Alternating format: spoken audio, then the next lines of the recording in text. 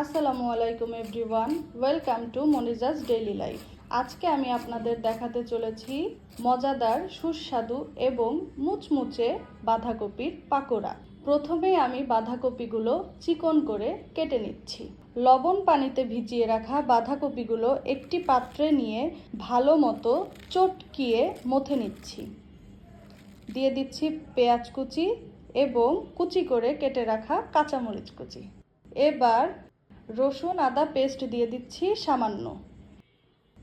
দিয়ে দিচ্ছি হলুদ গুঁড়া, মরিচের গুঁড়া, লবণ, ধনিয়া গুঁড়া, জিরা পাউডার এবং মামনির হাতের স্পেশাল মশলাটি।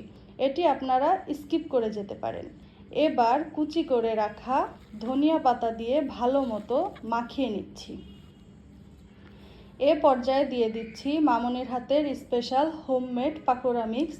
এটির পরিবর্তে আপনারা বেসন ইউজ করতে পারেন। ভালো মতো মাখিয়ে দেখে নিচ্ছি পাকোড়া শেপ হয়েছে কিনা। Wow, it's perfect for fry. এখন কড়াইয়ে দিয়ে দিচ্ছি পরিমাণ মতো তেল। তেল গরম হয়েছে কিনা চেক করে নিচ্ছি। এবার একে একে দিয়ে দিচ্ছি আমার হোমমেড বাঁধাকপির পাকোড়াগুলো। সাবধানে দিবেন এই পর্যায়ে, যাতে হাতে গরম তেল না লেগে যায়।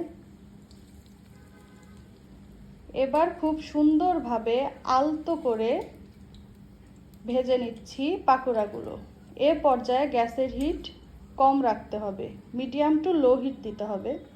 এবার পাকোড়াগুলো তুলে নিচ্ছি এবং পরিবেশন করে নিচ্ছি।